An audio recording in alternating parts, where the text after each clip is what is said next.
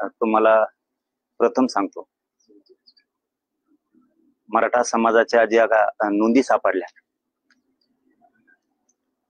प्रथम तर माननीय सन्माननीय न्यायमूर्ती संदीपजी शिंदे साहेब जी समिती गठीत केली होती, त्यांचं तोंड भरून कौतुक करतो समाजाच्या वतीनं की त्यांनी तो अहवाल दिलाय. आता तो सरकार स्वीकारणार सुद्धा, त्यात काही दुमत असायचं काही कारण नाही. प्रथम त्यांचं कौतुक आणि त्यानंतर सरकारचं सुद्धा, की मनापासून खूप खूप तुमचंही कौतुक. पण जे आरक्षणाचा लढा हा 29 ऑगस्ट 2023 पासून सुरू आहे. जे आमच्या मूळ मागण्या त्या मात्र आणखीनही पूर्ण झालेल्या नाहीये. 2 वर्षापासून सलग या समाजाचा संयम, स्वतःच्या लेकराचं भविष्य धोक्यात असताना, अस्तित्व धोक्यात आलेलं असताना या आरक्षणापायी नसल्यामुळं तरीही आम्ही 2 वर्ष होत आलेत आता 29 ऑगस्टला की संयमानं घेतोय. आता 30 तारखेला जानेवारीच्या उपोषण मुख्यमंत्री फडणवीस साहेबांच्या प्रतिनिधीच्या माध्यमातून सोडलं गेलं. त्यावेळेस सांगितलं होतं की आपण सगळे प्रतिनिधी बांधव त्याला साक्षीदार आहेत आणि मराठा समाजही राज्यातला 7 करोड मराठा समाज साक्षीला आहे. 4 दिवसात 4 मागण्या ह्या तात्काळ त्याची अंमलबजावणी केली जाईल असं सांगितलं होतं. आणि राहिलेल्या 4 ते 5 मागण्यासाठी 2 ते 3 महिन्याचा वेळ देऊ असं सांगितलं होतं. परंतु पूर्ण 3 महिने आज झाले. 2 ते 3च म्हणले तरी आम्ही 2 महिने धरले नाही, 3 महिने पकडले. तर आज 30 एप्रिलला 3 महिने पूर्ण झालेत. कुठल्याही मागणीच्या बद्दलची अंमलबजावणी आतापर्यंत झालेली नाही. ना तात्काळ करतो म्हणले त्याची पण नाही, आणि त्याच्यानंतरच्या राहिलेल्या 4-5 मागण्या 3 महिन्यात करू म्हणलं होते त्याची पण नाही. म्हणून आता शेवटी काय असतं, एक समाजाचं भविष्य मला बघायला लागतं, समाजाच्या लेकराच्या अडीअडचणी बघावं लागतात. संयम तरी आम्ही किती दिवस धरायचा, म्हणून आता शेवटी आम्ही या विषयात आलोय की आता आपण प्रचंड मोठा उठाव केला पाहिजे आणि आता तो आम्ही करणार आहे. 29 ऑगस्ट 2025 ला 2 वर्षे पूर्ण व्हायला लागलेत या आंदोलनाला, तरी सरकार आणखीनही दखल घेत नाहीये, कोणत्याही अंमलबजावणी करत नाहीये. म्हणून आम्ही असा निर्णय घेतलाय की ही हल्ला आहे, आता लगेच घ्यायचा होता, परंतु हा प्रचंड भ्याड हल्ला झाला. त्यामुळं देशाच्या धर्माचं सुद्धा आपण हित बघितलं पाहिजे. म्हणून आता आम्ही त्याच्यामध्ये असा एक थोडासा निर्णय केलाय की 29 ऑगस्ट 2025 ला मुंबईत आम्ही जाणार. 29 ऑगस्टला मुंबईत आम्ही जाणार. चलो मुंबईचा नारा आजपासून आम्ही आता समाजानं दिला. आता मुंबईत गेल्याशिवाय पर्याय नाही, त्याशिवाय हे आमच्या मागण्या पूर्ण करत नाहीत. हे याच्यावरती आम्ही आता फायनल निर्णय केलेला आहे की 29 ऑगस्टला मुंबईत आम्ही जाणार आहे. दुसरं, मुंबईत आमरण उपोषण सुद्धा होणार आहे. आमरण उपोषण 29 ऑगस्टला मुंबईत होणार आहे. आझाद मैदान, शिवाजी पार्क, जेवढे मैदान आहेत ते तर लागणारच आहे. तो दुसरा मुद्दा हे तुम्हाला क्लिअर केलाय. आता मराठा बांधवांसाठी सांगतो, आपल्या मागण्या मान्य करण्यासाठी आपल्यालाही त्या ताकदीनं आता उठाव करावा लागणार. जर आपल्या लेकरा बाळाचं डोळे देखता वाटोळं होणार असलं तर शांत बसून चालणार नाहीये, कारण ते आरक्षण आपल्या हक्काचं आहे. आपण कोणाचं घेत नाहीयेत, घेणार नाहीयेत. मुंबईत म्हणून आपण तो निर्णय घेतलाय की आता ऊन पण प्रचंड आहे, आता जाणं ते सुद्धा हिताचं समाजाच्या लेकराच्या होणार नाही. त्यामुळं आणि हे आता सध्या मशागतीचे दिवस आहेत, शेतीत मशागती केली जाते या महिन्यात आता. त्यामुळं माझा गोरगरीब समाज हा सगळा शेतकरी वर्गात, त्यामुळे त्यांचं वाटोळं होईल असं मला पाऊल उचलायचं नाही. आणि 29 ऑगस्टच का, तर तोपर्यंत पाऊस पडल्याच्या नंतर जून जुलै मध्ये त्यांच्या पेरण्या सुद्धा पूर्ण होत्या. आता उन्हात गेलं तर आता मशागत करण्याचे दिवस आहेत, आता मशागत करतील आणि ऊन पण आहे. दोन्ही कारणामुळं आता जाण्याचा निर्णय योग्य नाही. 29 ऑगस्ट हा योग्य निर्णय आणि योग्य वेळ सुद्धा आहे, कारण 2 महिन्यात सगळे काम शेतकरी उरकून ठेवणार आहेत. आणि शेतकऱ्यांनाही सांगतो, सगळ्या मराठा बांधवांनाही सांगतो, आजपासून आता तुमचे 29 ऑगस्टच्या आत काम उरकायला सुरुवात करा. सगळ्यांनी काम उरकायची. आता माघारी यायचं नाही. त्यावेळेस माघारी यासाठी आलो होतो आपण, तेही लगेच क्लिअर करतो. आपण ज्यावेळेस मुंबईला गेलो होतो, कारण 2012च्या कायद्यात दुरुस्त करणं गरजेचं होतं, कारण ओबीसीला त्या कायद्यानं आरक्षण दिलंय आणि सगळे स्वरीची अंमलबजावणी जर त्यातून करून घ्यायची असली तर 2012च्या कायद्याची दुरुस्ती अधिसूचना काढल्याशिवाय पर्यायच नव्हता. तिथं आपली फसवणूक झालेली नाही. फसवणूक कुठं झाली, त्यांनी काढल्याच्या नंतर हरकती मागितल्या, परंतु त्यांनी त्याची अंमलबजावणी केली नाही. इथं मात्र आपली 100% फसवणूक झालेली. म्हणून आता सरकारला दाखवायला कारण नाही. हरकती तुम्ही किती दिवसापासून वाचणार, काय करणार याच्याशी आता आम्हाला देणं घेणार नाही, कारण त्याला सुद्धा आता 1.5 वर्ष होत आले. अधिसूचनेला सुद्धा तुम्ही वाचतच राहणार. म्हणजे सरकारकडे मराठा बांधवाने समजून घ्या, कारणच नाही येत आता आपल्याला द्यायला. त्यामुळे मुंबई सोडायचा आता प्रश्न येत नाही. हा झाला मुख्य आणि मूळ मुद्दा. मराठा समाजाने काय करायचे मी 1 ऑगस्टला सांगणार. म्हणजे आंदोलनाची पुढील टप्प्याची रूपरेषा काय असेल ती आज मात्र सांगत नाही, मुद्दाम सांगत नाही. आणि हे समाजाला माहिती आहे, मी जे पाऊल उचलतो ते तुमच्या हिताचं उचलतो. योग्य वेळी सांगितल्यावर तुम्हाला तेवढा 1 महिन्याचा परत वेळ राहतो 29 ऑगस्ट पर्यंत ते टप्पे सांगू. पण आज एवढं सांगतो की 28 ऑगस्टला मी उपोषण करणार. 29 ऑगस्टला तर 28 ऑगस्टला तुम्ही सगळ्यांनी फक्त मला सोडायला आले तरी बस, कारण तुमचं काम मला बुडवायचं नाही, तुमचं मला वाटोळं करायचं नाही. तुम्ही मला सोडून वापस जरी आले तरी तुमच्याकडे सुद्धा आंदोलनाचे टप्पे असणार आहेत इथं सुद्धा सांभाळायला. त्यामुळे तुम्ही मला 28ला तिथं 29ला बसेपर्यंत जरी आले तरी मी जीवाची बाजी तुमच्यासाठी लावायला तयार आहे. कारण तुम्हाला तिथं घेऊन बसून मी तुमचं इकडे शेतीतलं नुकसान करू शकत नाही. त्यामुळे तुम्ही फक्त 28ला जरी सगळे मराठी किंवा ज्यांना ज्यांना शक्य येते तरी आले तरी ते प्रश्न आपण सगळे सोडवल्याशिवाय वापस येत नाही. आणि जर तिथं कोणाला राहायचं असेल तर त्यांनी 15-20 दिवसाची तयारीनंच यायचं, हे मात्र लक्षात ठेवा. तुमच्या जेवणा खावणाची, कारण पाऊस असणार आहे, पाऊस प्रचंड असणार आहे असं वाटतंय. नसेल तर चांगलीच गोष्ट, पण पाऊस असेल तर त्या तयारीनं तुम्हाला यायला लागणार आहे, कारण तुमच्या गाडीला छत असणं गरजेचं आहे. ते तुम्हाला 1 ऑगस्टला मी ते बाकीची दिशा सगळी क्लिअर सांगणार आहे. आजचा महत्वाचा विषय याच्यासाठी होता की सरकारनं आपली 100% फसवणूक केली. कुठं कुठं केली, त्यांनी 3ही गॅझेटियर लागू करू म्हणले होते, 3 महिन्याच्या आत ते लागू केलेले नाही. इथं फसवणूक झाली. हैदराबादचं गॅझेटियर, सातारा संस्थांचं गॅझेटियर, बॉम्बे गव्हर्नमेंटचं गॅझेटियर, औंध संस्थांच्या नोंदी ह्याही कुठल्याही लागू केलेल्या नाही, त्याची अंमलबजावणी झालेली नाही. सगळे सोयऱ्याची अधिसूचना काढली, त्याची अंमलबजावणी झालेली नाही. तिसरा मुद्दा, आपली 29 ऑगस्ट 2023ला मूळ मागणी होती की मराठा आणि कुणबी एकच. तो अध्यादेश काढलेला नाहीये. आम्ही त्या मागणीवरती आजही ठाम येत आणि शेवटपर्यंत राहणार. त्याचं मूळ कारण असं आहे की मराठा आणि कुणबी एक आहे. ही ज्यावेळेस चर्चा सुरू झाली त्यावेळेस सरकारच्या वतीनं गिरीश महाजन साहेब आले होते.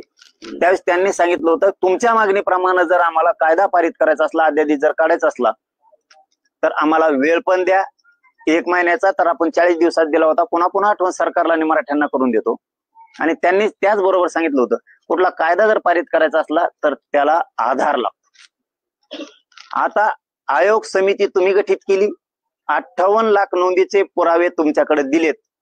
मग एखाद्या समाजाला, गरीब समाजाला, त्या लोकांना, गरजवंतांना न्याय देण्यासाठी 58 लाख पुरावे खूप झाले. मराठा आणि कुणबी एक याच्यासाठी आधार म्हणून खूप झाले. तोही कायदा पारित होतोय. त्याच्यामुळं इथं कोण जळतंय, काय जळतंय याच्याकडे आम्हाला अजिबात आता लक्ष द्यायची गरज. मी मागही सरकारला सांगितलं होतं आणि सरकारलाही तेवढी जाणीव आहे, विशेष करून मुख्यमंत्र्याला जाणीव आहे, शांत राहतो म्हणजे ह्यो नेमकी काहीतरी करणार आहे. कारण मी समाजासाठी संयमानं शांत राहून काम करतो, कारण मला समाजाचं हित जोपासणं ही माझ्यासाठी सगळ्यात मोठी जबाबदारी. समाजाच्या लेकराचं कुठं वाटोळं नाही झालं पाहिजे, त्याचं कल्याण झालं पाहिजे, त्याच्या कल्याणासाठी मी रात्रंदिवस काम करतोय. म्हणून आता 2 वर्ष आम्ही संयम धरला. तुम्ही केसेस मागे घेऊ म्हणले होते 2-3 दिवसाच्या आत, त्याला सुद्धा 1 वर्ष उलटून गेलं. एकही केस आंतरवाली सह राज्यातली मागे घेतलेली नाहीये. आम्ही ज्या तुमच्याकडे मागण्या केल्या होत्या त्या तुमच्या पाठ झाल्या, त्याच्यावर तुमची पीएचडी झाली सरकारची. काय मागण्या 8-9 केल्यात त्यातली एकही तुम्ही आतापर्यंत त्याची अंमलबजावणी केलेली नाही. सरकारचं कौतुक नाही एवढ्यासाठी केलं की शिंदे समितीनं त्यांचे काम केलं, त्यांच्याकडून तुम्ही काम करून घेतलं, आमच्या नोंदी नव्हत्या म्हणलात, महाराष्ट्रात नाहीच आहेत, त्या मिळाल्या, त्याच्यामुळे तुमचं कौतुक केलेलं आहे. कारण काम केल्यावर आम्ही कौतुक सुद्धा करतो. याच्याबरोबर तुम्हाला पाचवा माझा असा मुद्दा सांगायचा आहे की ज्या नोंदी सापडल्यात ना 58 लाख बांधवांनो, त्या नोंदी सापडल्यात, फक्त अधिकारी सर्टिफिकेट देत नाहीत. काही जातीवादानं भरभटलेले, विचारानं भरभटलेले काही अधिकारी आहेत, काही ओबीसीचे असो, मराठ्याचे असो किंवा कोणाचे असो, इतक्या ताकदीनं प्रमाणपत्र देत आहेत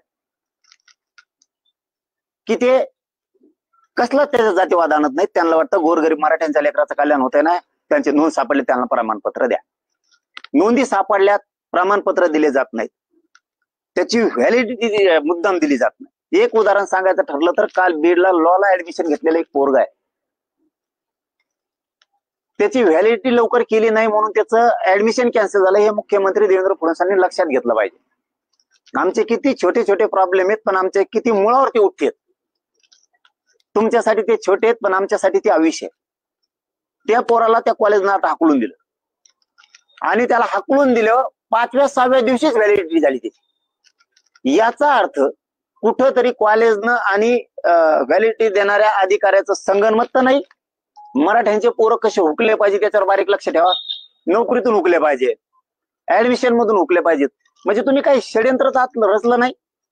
म्हणून माझी आता सरळ सरळ मी शेवटाकडे येतो की सरळ मागणी आहे सरकारकडे, मुख्यमंत्री देवेंद्र फडणवीस साहेबांकडे माझी. ज्या नोंदी सापडल्यात 58 लाख, त्या नोंदी ग्रामपंचायतला चिटका.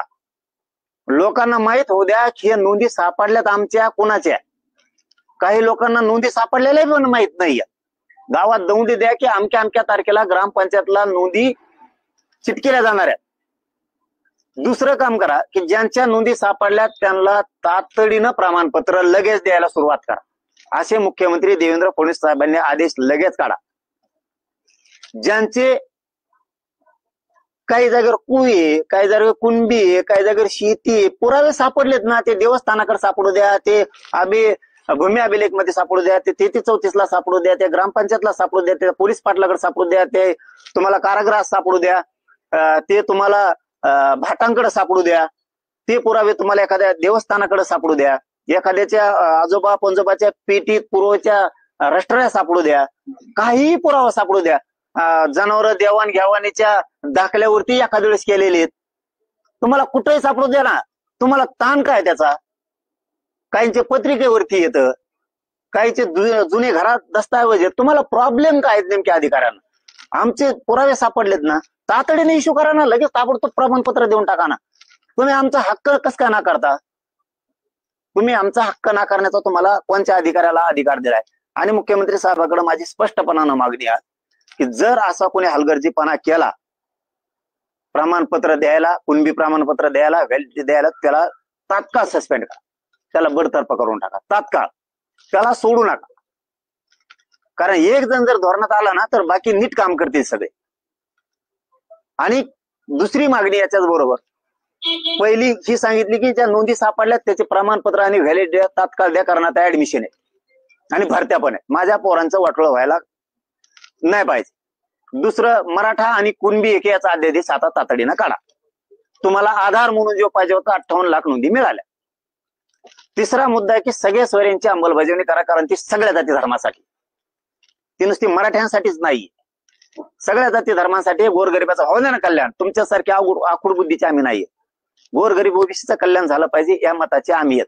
आणि आम्ही जर जातीवादी असतो तर मला ज्यावेळेस सांगितलं होतं, तुम्ही साक्षीदार आहे सगळे, की मला ज्यावेळेस सांगितलं होतं की मराठ्यांच्या मुलीला मोफत शिक्षा, मी त्यावेळेस विरोध केला होता की लेकी बाळीनं कोणाच्या काय केलं, सगळ्या जाती धर्माच्या मुलीला मोफत शिक्षण करा. जातीवादी असतो तर आंदोलन मी केलंय, मी म्हणलो असतं फक्त मराठ्यांच्याच मुलीला करा, यांना खूप आहे. मी तसं उचललं नाही, लेकी बाळीनं काय केलं नाही, सगळ्या मुलींना मोफत शिक्षण करा. आणि सगळ्या जाती धर्माच्या मुली आज या आम्ही घेतलेल्या निर्णयामुळे त्यांचं सुद्धा कल्याण झालंय. हे सुद्धा भान विद्यार्थ्यांनी सगळ्या जाती धर्माच्या ठेवायला पाहिजे. त्याचं कारण पण लगेच सांगतो का म्हणतोय मी. हे तुम्हाला आरक्षण आहे सगळ्या जाती धर्माच्या विद्यार्थ्यांना, विद्यार्थिनीला. शाळेत आमच्याकडे तुझ्या भावाने बघू नका, आमच्या मराठ्यांच्या विद्यार्थ्याकडे, विद्यार्थिनीकडे. तुमची मैत्रीण असन, तुमचा मित्र असन, आरक्षण असलेल्या मुलांनी आणि मुलींनी असं बघितलं पाहिजे की ही माझी मैत्रीण आहे, हा माझा मित्र आहे, याला पण मिळालं पाहिजे आमच्यासारखं आरक्षण, ह्या भूमिका ठेवा. तुम्ही नेत्याचं ऐकून जातीवाद शिक्षणात आणू नका. शिक्षणात त्या ठिकाणी जातीवाद आणू नका. तुम्ही विरोध दाखवू नका तिथं. हे काम करा, कारण आम्ही जातीवाद करत नाही. सरकारला माझी तिसरी मागणी आहे, चौथी मागणी आहे, केसेस सरसकट सगळ्या मागे घ्या. हे तुम्ही शब्द दिल्याला तुम्ही मागं फिरू नका, कारण ही सत्ता तुम्हाला मराठ्यांनी दिली हे विसरू नका बरं का. तुम्हाला वाटत असेल की आम्ही असं करू, आम्ही तसं करू, ही सत्ता मराठ्यांनी दिली हे आयुष्यात विसरू नका. नसता हेच मराठी आनंद व्यक्त करू देणार नाही, तितका मोठा उठाव करणार आहे मी आता. कारण मी सरकारलाही चांगलं माहिती आहे, मी नुसतं बोलत नाही तर मी करतो सुद्धा. बोलतो तसा करत असतो आणि या जातीसाठी करायला मी मरायला सुद्धा देत नाही, हे लक्षात ठेवा. आणि मुंबईला सुद्धा यासाठीच येतोय की फडणवीसांना जर हल्ले करायचे असले, मला मारून टाकायचं असेल, तर आता तुमच्या तिथं पटांगणाला इकडे तिकडे बी नाही. कारण जे आंदोलन मुंबईत सुरू होणार आहे 29 ऑगस्टला आमरण उपोषण, हे आंतरवाली सुद्धा सुरू राहणार, हे पण विशेष करून सांगतो. इथं सुद्धा सुरू राहणार आहे आणि ते मुंबईत सुद्धा सुरू राहणार आहे. हल्ला करायचा आहे, मला मारायचंय, काय करायचंय, आता दारातच देवेंद्र फडणवीस साहेब तुमच्या. कारण जे ऐकायला मिळतंय ना की तुम्हाला एक निष्ठावान खपत नाही, तुम्हाला मॅनेज न होणारा तुम्हाला जमत नाही, मॅनेज होणारा चालतो, फुटणारा पाहिजे, त्या अवलादीचं रक्त माझं नाहीये. आता दारात हे तुमच्या. तुम्हाला काय हल्ला करायचा आहे, का गोळ्या घालायच्या, का मारायचंय, ते आता मीच तिथं 29 ऑगस्टला. आता जे करायचंय ते तुम्ही करा तिथं. पण एक याच्या बरोबर सांगतो, मुंबईत 28ला फक्त मला सोडायला पोरं येतील, 29ला ते आपण आपल्या शेतात पुन्हा कामाला आई बापाच्या मदतीला येतील. पण जर माझ्या एकाही पोराला धक्का लागला तिथं, नुसतं खर्चटलं बी, तरी महाराष्ट्रात तुमच्या सरकारमधला एक बी आमदार, खासदार आणि मंत्री, त्याला घराच्या बाहेर सुद्धा आम्ही निघून देणार, हे सुद्धा तुम्ही लक्षात ठेवा. एकाला जर खर्चटलं तर सरकारमधला मंत्री बी नाही राहत, मग आमदार बी नाही राहत आणि खासदार बी नाही राहत. माझ्या पोराला कुठेही खर्चातला कामा नाही, कारण ती मुंबई आमची सुद्धा आहे. त्या मुंबईत आमचा हक्क आहे, आम्ही तिथं येऊ शकतो, आम्ही तिथं येणार, आम्ही शांततेत आंदोलन करणार, कारण मी या समाजाला शांततेत आणि संयमानच मिळू दिलंय. म्हणून सांगतो की बाकीच्या जेवढ्या काय मागण्या आहेत, 5वी मागणी सांगितली की तुम्हाला केसेस सरसकट आता तातडीनं मागं घ्या. आणि तुम्हाला वेळ सुद्धा आहे, आता आम्हालाही वेळेची गरज होती आणि तुम्हाला सुद्धा वेळ आहे. 28 ऑगस्टच्या आत सगळ्याचे सगळे अंमलबजावण्या झाल्या पाहिजे. 6वा मुद्दा की हैदराबादचं गॅझेटियर, सातारा संस्थांचा आणि बॉम्बे गव्हर्नमेंटचा आणि औंध संस्थांचे जेवढे पुरावे आहेत आणि राज्यातल्या देवस्थानाकडे जेवढे पुरावे आहेत, त्याचे सगळे लागू तातडीनं करा, तात्काळ. तुम्ही आता मजा बघायचं सोडून द्या, तुम्हाला आता मजा बघू देणार नाहीत आणि तुम्ही ती बघू पण नका. आणि आता मात्र संयमाचा अंत आमच्या ढळून देऊ नका फडणवीस. जर का संयमाचा आमचा जर अंत झाला तर कोण कोणत्या टोकाला जाईल त्याला जबाबदार तुम्ही स्वतः सरकार म्हणून असतात, हे जाहीरपणानं सांगतो. कारण किती दिवस सहन करायचं, अशा 8 ते 9 मागण्या आम्ही तुमच्याकडे दिलेल्या आहेत, त्याची अंमलबजावणी मला 28 ऑगस्टच्या आत पाहिजे. नसता 29 ऑगस्टला मुंबईत आमरण उपोषण सुरू होणार, आंतरवालीत पण सुरू होणार. राज्यात काय आंदोलन केलं जाणार आहे हे मी 1 ऑगस्टला किती त्याचे टप्पे असणार आहेत, कसे असणार आहे ते सांगणार आहे. पुन्हा एकदा सांगतो, ज्यांना कुणाला मुंबईत मनानं राहायचं, माझी इच्छा आहे एकानंही मुंबईत राहू नये. 29 ऑगस्टला फक्त मला आशीर्वाद देण्यापुरतं तुम्ही मुंबईत आलात, 28ला मला संध्याकाळी तिथं नेऊन जरी सोडलं आणि आशीर्वाद जरी दिला तरी तुमच्या लेकरा बाळाचं कल्याण करायला मी खंबीर आहे. राहिला आता शेवटचा विषय, नुसते मला सोडून जरी वापस आले आणि तिकडे शेतात आईबापाला जरी मदत करू लागला तरी मी विजयाचा गुलाल आणल्याशिवाय सोडत नाही. कारण जाताना 2 वस्तू घेऊन जाणार आहे मी सोबत, एक विजयाचा रथ घेऊन जाणार आहे आणि एक अंत्ययात्रेचा रथ घेऊन जाणार आहे. दोन्ही पैकी एक वापस येणार आहे, हेही देवेंद्र फडणवीसांनी लक्षात ठेवायचं. आणि शेवटचं सांगतो, मी रात्री आणि काल थोडीशी दिल्लीतल्या वरिष्ठ वकिलांशी चर्चा केली, महाराष्ट्रातल्या पण केली, मुंबई हायकोर्टातल्याही काही ज्येष्ठ वकिलांशी, अभ्यासू वकिलांशी, काही अभ्यासकांशी चर्चा केली. ते छगन भुजबळ बरळलं होतं त्या दिवशी. ते त्याला म्हातारपणाला सुद्धा कळत नाही की आपण जाती जातीत किती तेढ निर्माण करतोय. आणि छगन भुजबळ तुला सांगतो, तो किती डोंगर आपटून घे, मी ओबीसीत आणि मराठ्यात वादच होऊन देत नाही, त्याची काळजीच करू नको. तू काळजीच करू नको, कारण तू राजकारणी मनुष्य, राजकारणासाठी तू किती गोरगरिबांचा फायदा उचलतो हे ओबीसीना सुद्धा कळालेलं आहे. ओबीसीना सुद्धा हे कळालेलं आहे. कारण कोणत्या ओबीसीला काय मिळालं? ओबीसी ओबीसी करतो तू नुसता. कोणत्या ओबीसीला काय मिळालं? कोणत्या लोहाराला मिळालं, कोणत्या सुताराला मिळालं, कोणत्या रजपुताला मिळालं, का कोणत्या ठाकुराला मिळालं, का नाव्याला मिळालं, का धोबींना मिळालं, का कोणाला मिळालं? किती शेकडो जाती सांगू, कोणाला मिळालं? कोणी का कोळी समाजाला मिळालं, तिकडं कोकण पट्ट्यात येत, मुंबईच्या पट्ट्यात येत, कोणाला काय मिळालं? किती जाती दाखवा. कायकाडी समाजाला मिळालं, का वडरी समाजाला मिळालं, गाव खेड्यातल्या गोर गरिबांना कोणाला मिळालं? कोण प्रशासनात आहे? किती टक्के आहे ते? गेलाय का गोरगरिबी ओबीसी? 12 बलुतेदारांना काय मिळालं? का मायक्रो ओबीसींना काय मिळालं? काय दिलं? कोणचा ओबीसी म्हणतो तू? तुझ्या स्वार्थासाठी ओबीसी ओबीसी करतो, ती ओबीसी जात नाही, ते प्रवर्ग आहे. तो फक्त तो ह्या जातीला तुलाच उपयोग करून घेतला. तो ह्या जातीला बी नाही खाऊन दिलं. ते गोरगरीब तो ह्या जातीतले बी लोक बघ, आमच्या आसपास शेजारी राहते, त्यांचं सुद्धा वाटलं झालंय सगळं. महामंडळ तूच खाय, सगळं तूच खातो, काही मिळू दिलं नाही गोरगरीब ओबीसीला. त्यामुळे ओबीसी तो संघ येत नाही. कारण छगन भुजबळ त्याविषयी बराळा की काही लोक कोर्टात गेले, म्हणून मी वकिलांशी चर्चा केली. मी वकील बांधवांशी चर्चा केली, दिल्लीच्या पण केली, मोठमोठ्या वकिलांशी चर्चा केली, मुंबईच्या पण केली, महाराष्ट्रातल्या पण केली, आणि अभ्यासकांशी सुद्धा केली आरक्षणावरच्या. की तो बराळा होता का आमचे काही लोक कोर्टात गेलेत, याचा अर्थ तोच लोक आहेत ते तोच पाठवले, म्हणजे कुणबी आरक्षणासाठी. तर वकील बांधवांनी आणि अभ्यासकांनी काय सांगितलंय, कुणबी एक असा प्रकार आहे की तो कोणाच्याच बापाला चॅलेंज होत नाही, पाटील तुम्ही टेन्शन घेऊ नका. आणि जर कुणबी चॅलेंज होत असलं तर मंडल कमिशन 100% सांगतो म्हणे आम्ही चॅलेंज होतो. 16% 94ला 1994ला दिलेलं आरक्षण 16% ते पण चॅलेंज होत आहे. जर कुणबी चॅलेंज होणार असलं आणि ते जर बाद होणार असलं तर मंडल कमिशन एक चॅलेंज होतो, तो पण बाद होतो. दुसरं 16% दिलेलं आरक्षण सुद्धा बाद होत आहे. आणि तिसरं की मंडल कमिशननं काही जाती घातल्या होत्या तेवढ्याच, आणि त्याच्यानंतर जे आता 300, 350, 250 जाती घातल्यात किंवा पुऱ्या बाहेर निघतात. म्हणजे पोट जाती उपजाती म्हणून ज्या घातल्यात आरक्षणात त्या सगळ्या बाहेर निघतात. त्यामुळे मी आता ते टेन्शन घ्यायचं बंद केलं. मला काय मंडल कमिशन चॅलेंज करायची गरज नाही, 16% चॅलेंज करायची गरज नाही, गरिबांचं ओबीसीचं वाटोळं करायचे माझी इच्छा पण नाही. पण ते छगन भुजबळ जे स्वप्न बघतो ते कधीच पूर्ण होणार नाही. आणि ज्या दिवशी कुणबी चॅलेंज होईल त्या दिवशी मात्र मग आम्हाला बी काय चॅलेंज करायचं, कशा कोणत्या जाती बाहेर काढायचे पक्का माहिती. आमचं वाटोळ केल्यावर आम्ही तुम्हाला सोडणार नाही. त्यापेक्षा छगन भुजबळला जरा सद्बुद्धी चांगली आली तर बरं होईल. म्हातारपणाला नीट मरावं माणसानं कधी बी. लोकांचा शापशिवाय खाऊन मरू नये माणसाने. कावा नीट हक्ता तरी आलं पाहिजे म्हातारपणाला माणसाला. शापशिवाय देऊ नये, आशीर्वाद लागाव. कारण 2 पायावर बसून तुला हक्ता तरी यावं, कमीत कमी एवढा आशीर्वाद लागाव. म्हणून तो कमीत कमी मराठ्यांच्या गोरगरिबांचं वाटोळं करायचं काम नको करू. होय शहाणा, कारण ह्या वयात तुझ्या तोंडावरून कुणीतरी हात फिरावं, तुला चांगलं म्हणावं, असं वाग, कमीत कमी असं वाग. या वयात तरी वाटोळं करून घेऊ नको. कारण ओबीसीनं तुला पुरवळ केलेलं आहे, तू राजकीय फायद्यासाठी ओबीसी करतो म्हणून. त्यामुळे ओबीसी तुला मोजत नाही, गिनीत नाही, येत पण नाही, येणार पण नाही. आणि ओबीसीचे मराठ्यांचे का वादही होणार नाहीत.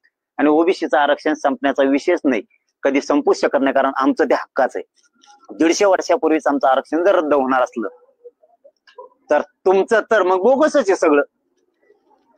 तुमचं ते एका दणक्यात होतंय रद्द. म्हणून छगन भुजबळ मला वाटतं कमीत कमी या वयात आपण लोकांचे आशीर्वाद घ्यावा, गोरगरीब मराठ्यांना वाटावं की छगन भुजबळ चांगलं काम करतो. छगन भुजबळ नुसता काड्याच करतो, तो स्वतः बाकीच्या सगळ्यांना शत्रू समजतो, आकाशानं वागतो, तो सूडबुद्धीनं वागतो. हे लोकांना वाटलं नाही पाहिजे. किमान मला वाटतं तो आता तरी बदल करावा, किमान आता तरी तो बुद्धीत बदल करावा आणि सगळ्यांना सारखं धरावं. कारण तुम्ही किती टोळी एकत्र आली, म्हणजे शेवटचं सांगतो आता, तुम्ही किती टोळी एकत्र आली तरी आम्ही तुम्हाला पुरून उरतो हे तुम्हाला माहित झालेलं आहे. आणि तुम्ही विरोध जरी केला तरीही आम्हाला आरक्षण मिळालं, आणि तुम्ही नाही केला तरी मिळणार आहे, केलं तरीही मिळणार आहे. त्यापेक्षा मला वाटतं पुढच्या काळात ओबीसी नेते म्हणून छाती बुडवून घेणाऱ्यांनी सगळ्या लेकरांना समान समजावं, गरीब मराठ्यांच्या लेकराला समजावं आणि तुमच्याही लेकराला समजावून आरक्षणातला विरोध बंद करून टाकावा. कारण तुम्ही विरोध केला तरी आम्हाला मिळणार आहे आणि नाही केला तरी मिळणार आहे. मराठ्यात आणि ओबीसीत नाराजी पसरण्यापेक्षा हे गुन्ह्या गोविंदांनी गावात कसे नांदतील. आमच्याही लेकराला आरक्षण मिळालं पाहिजे या भूमिकेत तुमच्या नेत्यांनी यावं. त्यांना सद्बुद्धी होईल असं वाटतं. कारण सरकारनं तुम्हाला ओळखलेलं आहे आता ते तुम्ही काय चीज आहेत. छगन भुजबळ आता पक्क ओळखलेलं आहे. शेव किती लावालाव्या करणार आहे. त्यामुळे छगन भुजबळचं सरकार मनावर घेत नाही. या दिलेल्या अहवाल समितीनं सरकार 100% लागू करणार. त्याच्यात आम्हाला शंका असण्याचं काही कारण नाही. 100% करणार. कारण हे बोंबलले म्हणून ते थांबत नसतील. कारण जे कायदे आहेत जे नियमात आहे ते त्यांना करणं नसता पुऱ्या मराठ्यांच्या रोषाला सामोरं जावं लागणार. आणि आता शेवटचं मराठ्यांच्या सगळ्या पक्षातल्या आमदार खासदार मंत्र्यांना, माजी आमदारांना, माजी खासदारांना माझं आव्हान आहे की छगन भुजबळ सरळ सरळ म्हणतोय आम्ही कोर्टात गेलो कुणबीसाठी. मायबाप मराठ्यांनो आणि सगळ्या पक्षातल्या आमदार खासदार मंत्र्यांना सांगतो मराठा समाजाच्या लेकराचं वाटोळं होऊ देऊ नका.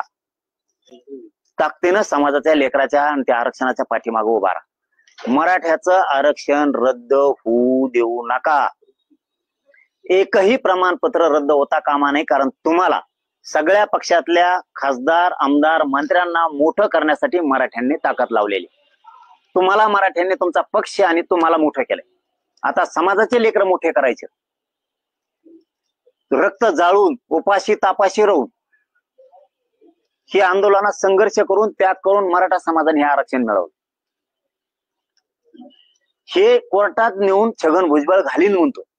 तो जाहीर मीडियात बोललाय. म्हणून माझं तुम्हाला सगळ्या पक्षातल्या मराठ्यांच्या आमदाराला खासदाराला मंत्र्यांना आव्हान आहे की हे आरक्षण जाऊ देऊ नका आणि मराठ्याच्या लेकराच्या बाजूने उभा राहा. नसता असं होईल तुम्ही जर सरकारच्या बाजूने बोललात, नेत्याच्या बाजूने, पक्षाच्या बाजूने बोललात तर उद्या मराठी हे म्हणणार आहे मतदान आम्ही केलं, तो हा पक्ष मोठा केला, तुला मोठं केलं. आज आमचे लेकर मोठे व्हायचे तर पक्षाकडून नेत्याकडून बोलतो का? चपला नाही लोक तुम्हाला लक्षात ठेवा. त्यामुळं जात सांभाळायचं शिका. जातीच्या विरोधात जाऊ नका. या जातीनं तुम्हाला मोठं केलंय. सगळ्यांनी ताकद लावून कुणबीचं आरक्षण आणि 10% आरक्षण रद्द होता कामा नये. आणि विशेष करून सांगतो मुख्यमंत्र्यांना, जे ईडब्ल्यूएस मधून पोरं गेलेत, जे एसीबीसीतून गेलेत, तुम्ही आरक्षण दिलंय ना राव एसीबीसीचं. त्यांना ऑप्शन द्यायलाच पाहिजे ना. तुम्ही असा खोडसाळपणा का करता फडणवीस साहेब तुम्ही? आता ते एमपीसीच्या पोरांना लिंकच ओपन नव्हती. मला तर वाटतं आणखी ऐक नाही करू. असे धोके दगे फटके करू नका. मुळावर येईल तुमच्या. तुम्हाला आनंद व्यक्त नाही करून दिला सत्य. तुम्हाला वाटत असं नाही भाऊ मताना आलो मराठ्यांनीच आणलंय हे विसरू नका कधी. हेच तुम्हाला पळता भुई कमी करतील. कुणबीचं आरक्षण निघालंय ना लगेच धडदिशी देऊन टाकायला पाहिजे ना. कशामुळे तुम्ही असं जाणून बुजून मराठ्यांच्या पोरं फडणवीस साहेब का मारता? काय कारण आहे तुमचं? काय कारण आहे? अरे ते शिंदे साहेबांनी थोडंफार काम केलं ना समाजासाठी. ते अजित पवारांनी गप्प बसून केलं. तुमच्या पक्षातल्या काही मंत्र्यांनी आमदारांनी काम करू लागलेत. तुम्हीच असं का वागता मला काही कळत नाही. तुम्ही ईडब्ल्यूएस घातलं घेणं देण्याचं. बरं ठीक आहे. आता ईडब्ल्यूएस मधून ज्यांनी ऍडमिशन घेतलेत नोकऱ्या लागले त्यांना तसंच ठेवा ना. त्यावेळी ऍक्सेप्ट केलं. आता रिजेक्ट कसं काय करता तुम्ही? दुसरं एसीबीसीचं आरक्षण तुम्ही दिलं. मग त्यांचे प्रमाणपत्र आणि त्यांना व्हॅलिडिटी देऊन एकदा सांगितलं त्यांना एकाच कागदावरती आणा, व्हॅलिडिटी पण आणि प्रमाणपत्र पण, नॉन क्रिमिलियर पण. आता म्हणता वेगळे आणा. का मारा ठरवलेत का पोरं? तुम्ही काहीतरी एक निर्णय घ्या आणि सुटसुटीत कारभार केला पाहिजे. एसीबीसी दिलं ना हे प्रमाणपत्र, हे क्रिमिलियर आणि हे दिलं तुम्हाला आणि चला लागले ते पोरं. आरक्षण दिलं असं पाहिजे. असं गुळमुळीत नाही ठेवलं पाहिजे कधीच. असं संकटात नाही ठेवलं पाहिजे लोकांना. एसीबीसी सुद्धा सुटसुटीत करा. सारथी दिली त्या पोरांना काय ना व्हॅलिडिटीच नाही. सॉरी पीएचडी ला त्यांना शिष्यवृत्तीच नाही. बरोबर करे? हे आताच लय मोठे लफडं आलं इथं. हेच नाहीये. 1 वर्षापासून काही पोरांना सारथी मार्फत जे कोर्स करतात, काही जण पीएचडी करतात, त्यांना शिष्यवृत्तीच नाही. निंबाळकर साहेबांनी त्या दिवशी सांगितलं की 150 कोटी होते त्यातले 30% वापस गेले. तेही आपण रिटर्न आणले. तुम्हाला 427 कोटीची मंजुरी सरकारला द्यायला सांगतोय. तुम्ही ते पैसे पोरांना मोठं होण्यासाठी ते दिले पाहिजेत. महामंडळे काहीचे परतावेच येत नाहीत. तुम्ही ते फडणवीस साहेब दिलेच कशाला? ओबीसीच्या सवलती, मराठ्यांना जे आरक्षण दिलं तुम्ही ओबीसीच्या धर्तीवरती दिलं. ओबीसीला अभ्यासक्रम किती? 1554. एसीबीसीला 506. कशामुळे? याचं काय कारण आहे? जर ओबीसीच्या धर्तीवर तुम्ही मराठ्यांना एसीबीसीचं आरक्षण दिलं तर त्यांना 1554 अभ्यासक्रम पाहिजे. भेदभाव कशामुळे करता तुम्ही?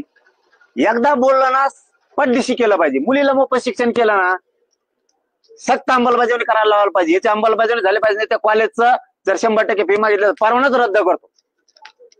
असं सरळ कस काय सांगत नाहीत फडणवीस साहेब तुम्ही? मराठ्यांच्या कुणबी नोंदी निघाल्यात ना लगेच प्रमाणपत्र देण्यात तुला बडतर्फ करून टाकेल. व्हॅलिडिटी दे, कस काय म्हणत नाहीत तुम्ही?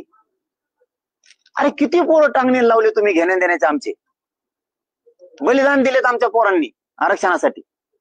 फडणवीस साहेब कशामुळे तुम्ही त्यांचे निधी रोखून धरले 10 लाख रुपये आणि नोकऱ्या कशामुळे रोखल्या? काय उत्तर यायचं? काय कारण आहे तुमचं रोखून धरायचं? घेण्या देण्याच्या मराठ्यांचे पूर्व तडीपार करणार तुम्ही. सत्ता जात असती फडणवीस साहेब, माणसाच्या डोक्यात एकदा जर खुन्नस बसली ना बदले घेत असतात म्हणून सत्ता बदलल्यावर. आणि हे बदलत असतं. तुम्हाला स्वप्नात वाटलं नव्हतं काँग्रेसची सत्ता पलटल. 40-50 वर्ष राज्य केलं त्यांनी, पलटली तुमची आली. तुम्ही तसं गर्वात वागू नका. त्यांची पलटली तुमची सुद्धा पलटत असती. आणि लय खुन्नशीनं वागलं ना तर लोक सत्ता पलटल्यावर बदला घेत असतील. तुम्ही आमच्याशी खुन्नशीनं अक्कासानं वागू नका फडणवीस साहेब. तुम्हाला सरळ सांगतो, तुम्ही गॅजेटियर केसेस आणि मराठा आणि कुणबी एक हे याचे अध्यादेश तातडीनं काढा. एकही गॅजेटियर आता ठेवू नका. आणि नोंदी सापडलेले प्रमाणपत्र तातडीने द्यायला सुरुवात करा. व्हॅलिडिटी सुद्धा तातडीनं द्यायला सुरुवात करा. ही माझी विनंती आहे. आता नसता 28 ऑगस्ट पर्यंत जर हे सगळा तुकडा नाही पडला, आता प्रमाणपत्र जेवढे नोंदी निघाले ते तातडीनं हे 7 जून पासून 6 जून पासून ऍडमिशन सुरू होते. त्याच्या आज सगळ्या व्हॅलिडिटी पाहिजेत आम्हाला. 58 लाखचे 58 लाख पुऱ्याची पुऱ्या. एकही राहता कामा नाही. व्हॅलिडिटी सांगतो तुम्हाला. प्रमाणपत्र तर द्याच पण व्हॅलिडिटी सुद्धा राहिली नाही पाहिजे. ते पण ह्या 6 जूनच्या आत. आणि गॅजेटियर सुद्धा ह्या 6 जूनच्या आतच लावा, जेणेकरून आता ऍडमिशन आणि भरत्या सुरू होत्या त्याच्यात आमच्या दबाव आहे म्हणून ना करू नका. उदाहरणार्थ आमची जमीन सापडली 5 एकर, ती आम्हाला कस काय देणार नाही तुम्ही? तसे आमच्या कुणबी नोंदी सापडल्यात. कुणी विरोध जरी केला तरी पण आमचा हक्काचा आम्हाला द्या, ते रोखून नका. धन्यवाद. तुम्हाला काय विचारायचंय का? मुंबईला जाण्यासाठी या ठिकाणाहून 28 तारखेला निघणार आहे. कसं जाणार आहे? कसं तुमचा गेल्या वेळेस आता काही प्रवास असणार आहे की वाहनाला जाणार आहे? नेमकं कसं असणार आहे? तिथे किती तारखेला पोहोचणार आहे आणि कोणत्या ठिकाणी जाणार? नाही, तिथे 29ला आझाद मैदानावरती किंवा मंत्रालयाच्या समोर मी आमरण उपोषण करणार. या 2 ठिकाणावरती 100% करणार. आमरण उपोषण करणारे शांततेत केल्याशिवाय माझ्या समाजाला न्याय मिळणार नाही. यांची इच्छा दंगली झाल्या पाहिजेत. माझी इच्छा आहे राज्य शांत राहिलं पाहिजे आणि शांततेतच मी माझ्या समाजाला मिळवून देतो. समाजाला सांगतो रुसू नका. बरं झालं तुम्ही तो प्रश्न विचारला. रुसू नका. मी उपोषण केलं की तुम्ही रुसता. अजिबात रुसायचं नाही. तुमच्या लेकराच्या हक्कासाठी मी लढतोय. उलट तुम्ही ताकदीनं आलं पाहिजे. उलट ताकदीनं आलं पाहिजे. स्वाभिमानी वागायचं. आपल्या लेकरा बाळाचं वाटोळं नाही झालं पाहिजे. कडवट वागायचं. कडवट.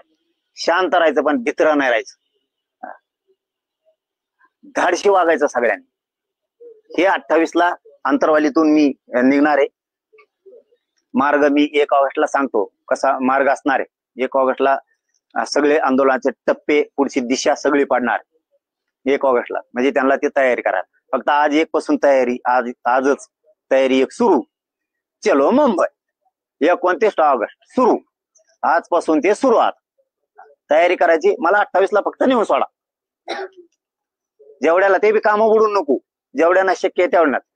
मी खंबीर आहे तुमच्या लेकरा बाळासाठी. मला माहिती आहे लोकांना काय म्हणायचं म्हणू द्या. आणि ते बरळवाडी पाहिजे बी बराळायला लोकांना काय म्हणून महासमाज माया मागे मला पक्क माहिती.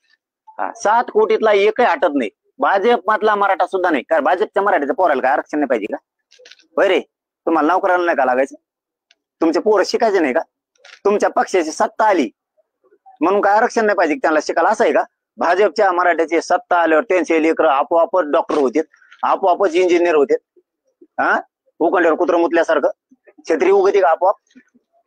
असं काय का? भाजपच्या मराठ्याला, शिवसेनेच्या मराठ्याला, काँग्रेसच्या मराठ्याला काही गरज नाही आरक्षणाची. नुसती सत्ता आली तर त्यांचे पोरं इंजिनियर होते, डॉक्टर होते, आर्किटेक्ट होते, त्यांचे पोरं IPS IAS दर्जाचे अधिकारी होते, क्लास 1 क्लास 4 अधिकारी होते, तहसीलदार होतो ऑटोमॅटिक, कलेक्टर ऑटोमॅटिक होतो, PI ऑटोमॅटिक होतो. असं काही का?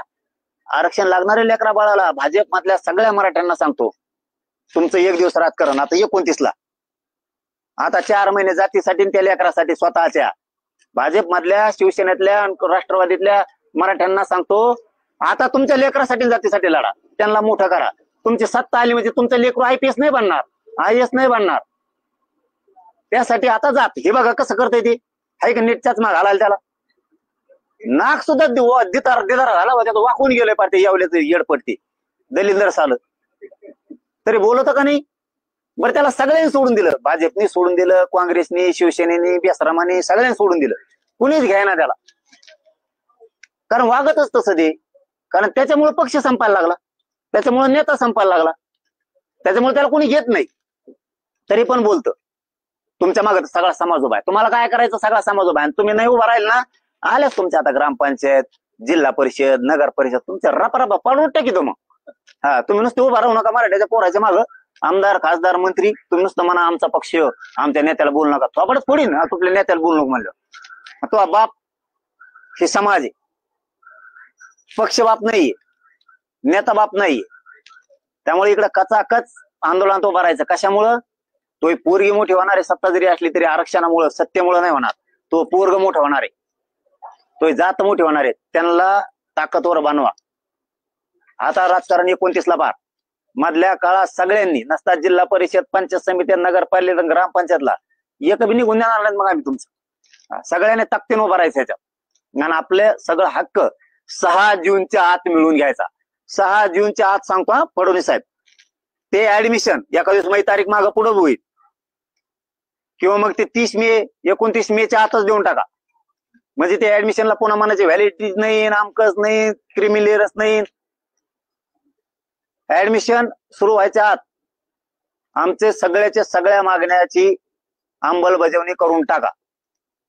जर तुम्ही केलं नाही मग विचारायचं नाही 29 ऑगस्टला हे काय झालं. आता मी बोलतो कमी आणि काम जास्त करतो. बोलतो कमी का नाही आता कमी बोलतो. थोडा मी बी तुमच्यासारखं वागायला शिकलो आता. तुम्ही कसा गोड बोलून शांत राहून गेम करता, मी बी टप्प्यात आला की कार्यक्रमच वाजतो. कसा गेम करतो मी बी शांत राहून माझ्या समाजाला कसं मिळून देतो ते बघत राहा तुम्ही. आता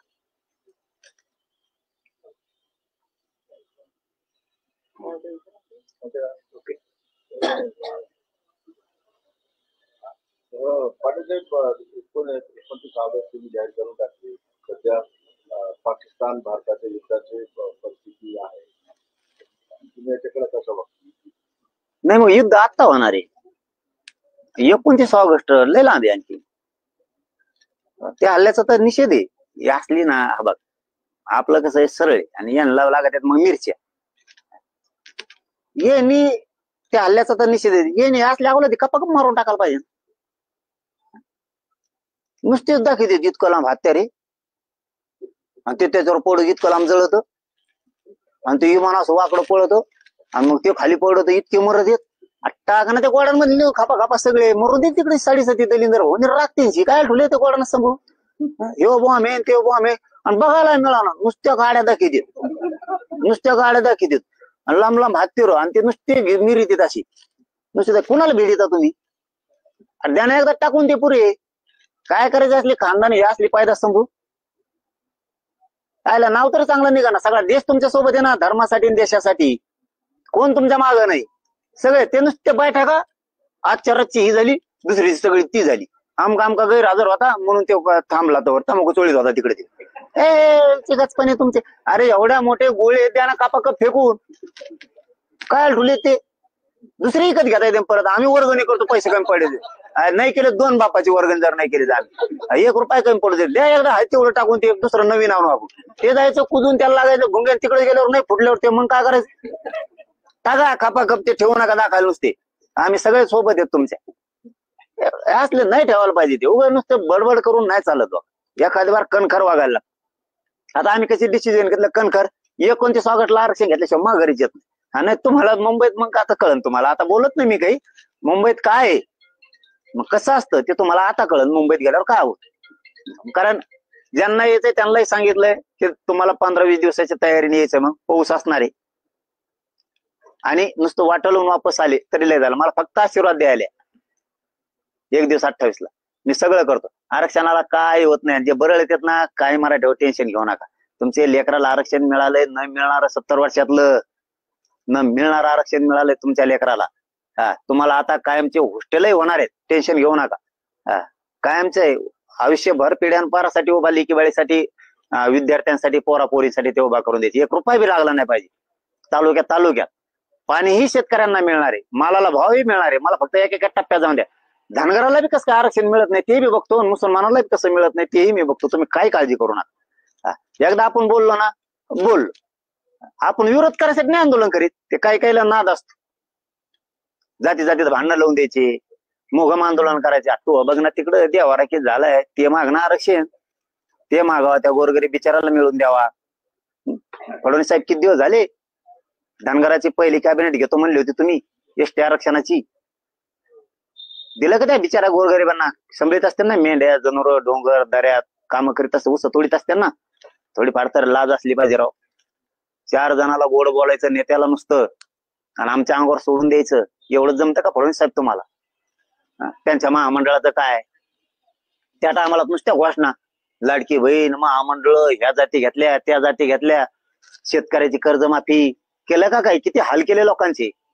मिळू द्या, गोरगरिबांना जर आरक्षण मिळालं तर त्यांचं तरी कल्याण होईल ना.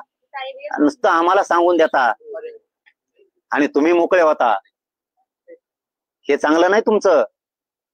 कारण त्या सुद्धा समाजात गरीबाचे लोक आहेत.